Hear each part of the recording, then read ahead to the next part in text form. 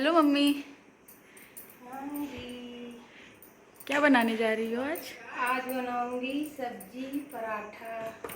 अच्छा। तोरी की सब्जी और पराठा। ये देखिए सब्जी धो के रखी थी। अब सारी सब्जी निकाल लूँ। इसमें तो परवल भी है शायद। थोड़े परवल हैं, परवल को भी काट लूँगी उसी में। अच्छा। थोड़े परवल हैं तो कहाँ अलग बनाऊंगी, हम्म। इसलिए इसमें काट के एक साथ ही बना के फ्राई करके बहुत सुंदर सब्जी बनाऊंगी, देखना अभी ठीक। तो खाओगी। इसमें आलू नहीं डालोगी क्या? आलू भी पड़ेगा।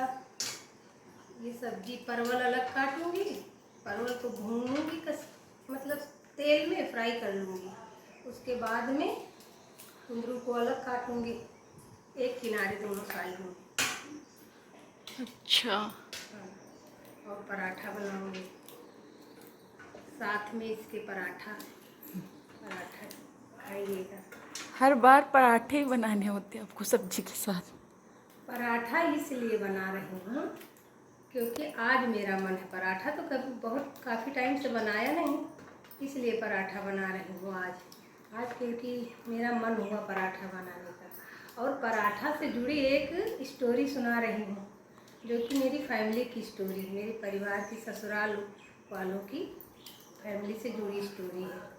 जब मेरी शादी हुई थी तो मेरे ससुराल में सबसे ज़्यादा पराठे सुबह के नाश्ते में बनते थे। छोटे बच्चे थे ना घर पे, मेरे देवर ननद सब लोग थे, तो इसलिए पराठे बनते थे। एक तरफ पराठे का नाश्ता, पराठा सब्जी, और वो भी चूल्हे पे बनते थे। और दूसरी तरफ जो अम्मा थी ना तुम्हारी, हमारी सास मतलब, वो एक तरफ दाल चावल ये सब पूरा खाना तैयार करती थी चूल्हे पे। तब तब के समय में चूल्हे पे ही खाना बनता था ना, अब गैस हो गई है। तो उसके बाद में वो खाना तैयार करती थी। फिर जो जेंट्स लोग, पुरुष होते थे, वो सब अपनी ड्यूटी पे जाते थे खाना खा के। और पराठा सब्जी मैं बनाती थी तो छोटे बच्चों को मैं संभालती थी पूरा एकदम, उनके लिए पराठा सब्जी बनाओ, फिर वो खा रहे हैं, फिर बर्तन धुलो। तो पराठा से मेरी बहुत ज़्यादा मेमोरी जो है जुड़ी है। अच्छा। अभी भी पराठा बनाती हूँ तो वो पुरानी मेमोरी मेरी याद आ जाती है कि पराठा कैसे बनाते कितने थे। पराठे बनाती थी? अरे बहुत ज़्यादा, कम से कम 2-3 किलो आटे का पराठा होता था। 3 किलो के आटे आटे? का पराठा, वो भी ये नहीं कि हम दिन भर घिस रहे हैं पराठा बैठ के। इतनी स्पीड में हाथ चलता था मेरी, इतनी। कितने बच्चे होते थे? बच्चे मेरे घर के पूरे, देवर ननद, अरे 8-10 बच्चे रख लो।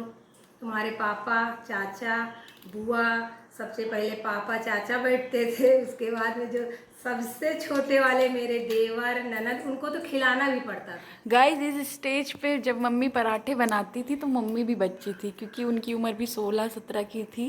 वो कोई हाँ, बड़ी नहीं थी, और फिर भी वो इतना सारा काम करती थी। ये लेकिन मैं बताने की कोशिश करना चाहती हूँ आप लोगों को, दर्शकों को। लेकिन ससुराल था ना, तो ससुराल में करना ही तो पड़ेगा। ससुराल में हम अपना ये थोड़ी लेके बैठेंगे कि छोटी बच्ची हूँ। क्योंकि जब मेरी शादी हुई थी, मेरी बुआ ने मेरी शादी करवाई थी। गांव में मेरी बुआ पहले से थी, जिस गांव में मेरी शादी हुई, तो बुआ ने मेरी शादी करवाई थी।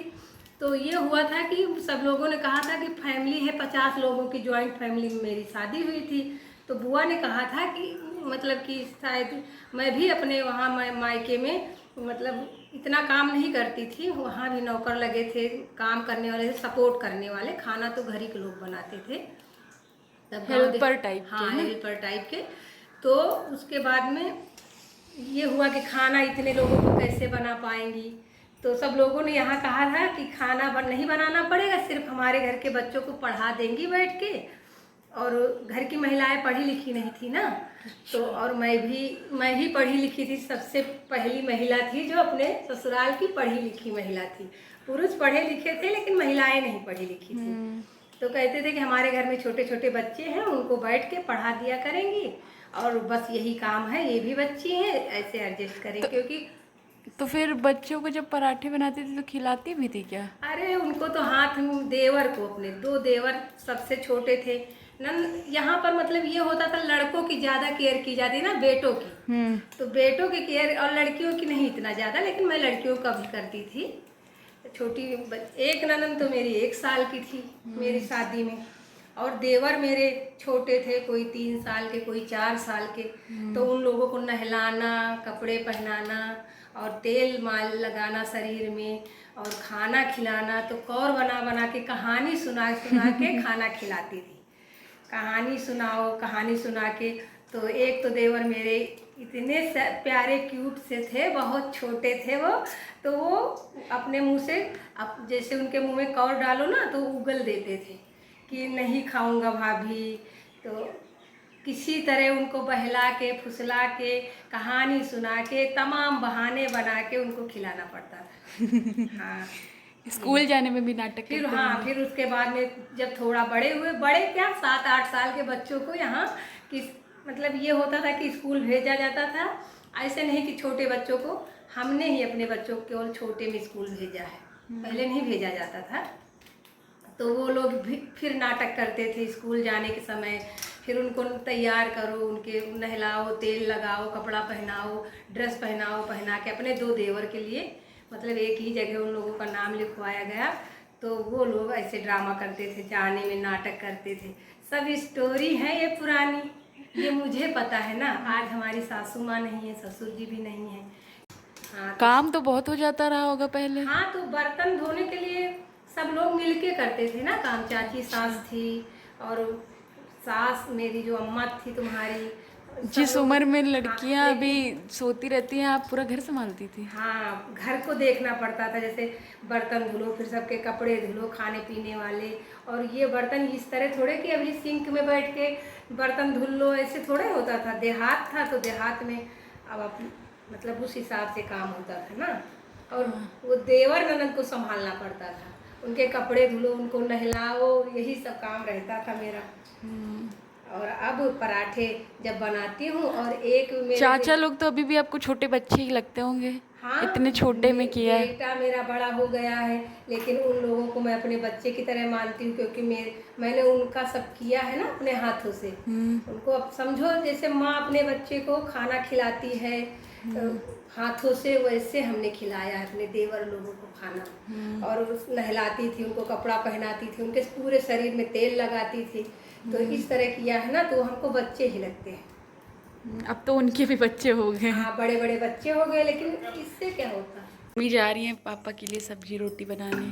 पापा डायबिटिक है ना, तो उन्हें सुबह जल्दी खाना होता है, रोटी सब्जी ऐसा ही परहेज का खाना खाते हैं। वही बनाने जा रही है मम्मी भी। सब्जी कट की है, इसमें कुछ आलू आलू नहीं डालेंगे, सिंपल मसाले डालेंगे। यही सब्जी खाएंगे पापा रोटी के साथ।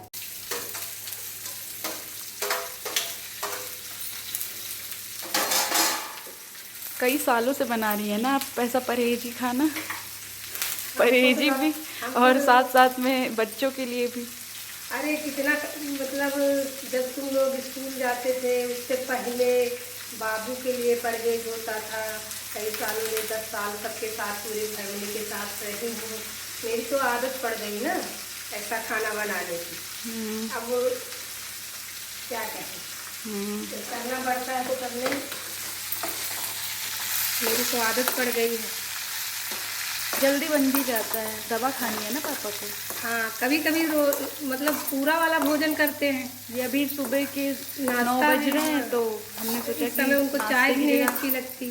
चाय के शुगर फ्री चाय पीते हैं ना, तो शुगर फ्री चाय के साथ कोई पूछने लगे कि बिस्किट शुगर फ्री है या भी नमकीन शुगर फ्री वाली, तो ठीक रहता था। इस समय चाय भी नहीं पीते हैं, और आज बुखार भी है, कह रहे हैं तो उनको दवा खानी है।